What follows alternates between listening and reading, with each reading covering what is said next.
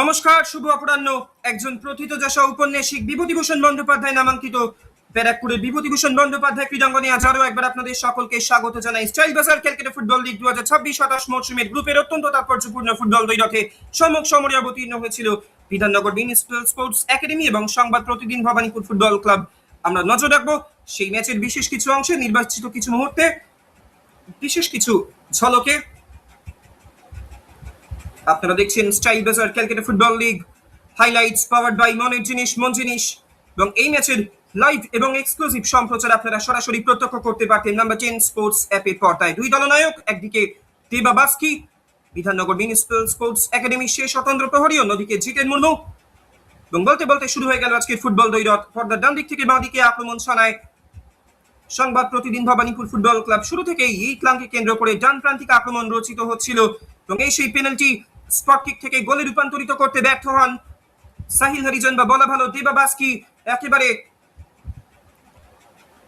পরিত্রাতার ভূমিকায় অবতীর্ণ হয়েছিলেন। বাঁ দিকে শরীরটিকে ছুঁড়ে দিয়ে এখানে আরো একটি সুযোগ চলে এসেছিল সেই সাহিল হরিজনের কাছে। পায়ে বলে যদি সঠিকভাবে সংযোগ ঘটাতে পারতেন, দ্বিতীয় গোলটি কিন্তু চলে আসতেই পারত। জিতেন মুর্মু এখানে সঠিকভাবে পায়ে বলে সংযোগ ঘটাতে পারলেন না।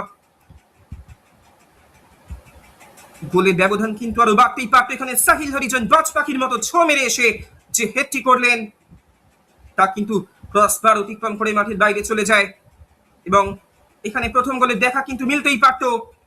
সেই 25 নম্বর জার্সি পরিহিত আন্তঃরাজ্য খেলোয়াড় দিনে সুবর্ণ সুযোগটি মিস করেন। এখানে রাজেশ রাজভরের শট ডিফ্লেক্টেড হয়, এবং তারপরেও সেই পাউজ ডান পায়ে জোরালো শটে একেবারে পয়েন্ট ব্ল্যাঙ্ক রেঞ্জ থেকে লক্ষ্যভেদের চেষ্টা করেছিলেন বটে, প্রতিহত হয়। একের পর এক আক্রমণ কিন্তু তুলে এনেছিল, দুটো প্রান্তকে জোড়া ফলার মতো ব্যবহার করেছিল, এবং এই সেই প্রথম গোল। জিতেন মুর্মু একেবারে বাঁ পা দিয়ে ইনসাইড কাট করে ডান পায়ে জোরালো নিয়ন্ত্রিত শট, পরাস্ত হন দেবা বাস্কি। ম্যাচের প্রথম গোল, এবং এখানে দ্বিতীয় গোলটি প্রায় চলে এসেছিল। অসামান্য, অভাবনীয়, অকল্পনীয় গোল লাইন সেভ ওখানে বিধাননগর মিউনিসিপ্যাল স্পোর্টস একাডেমি হয়তো লজ্জার পরিমাণ আরো বাড়তেই পারত, এবং এই ছিল সেই দ্বিতীয় গোল। শুভঙ্কর দাস এবং ইটলাং এর যুগলবন্দি দলকে এনে দেয় দ্বিতীয় গোলটি। দ্বিতীয় গোলের পথ প্রশস্ত, এবং এই ছিল প্রথমার্ধের বিশেষ বিশেষ মুহূর্ত। এবং বলতে বলতে শুরু হয়ে গেল দ্বিতীয়ার্ধের ফুটবল দ্বৈরথ।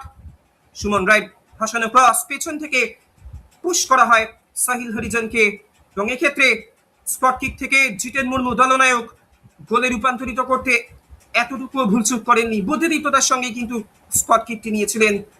এখানে একটা ইনসেন্ট ব্যাক ভলি রাখার চেষ্টায় কিন্তু পায়ে বলে ঠিক মতো সংযোগ ঘটেনি।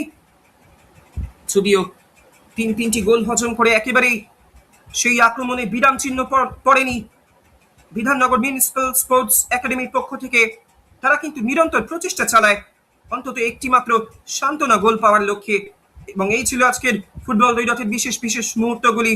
এবং যোগ্যতম উদ্বর্তন ঘটিয়ে ম্যান অব দ্য ম্যাচের শিরোপায় ভূষিত হন সেই জিতেন মুর্মু, এবং royal save of the match এই পুরস্কারে সম্মানিত হন দেবা বাস্কি।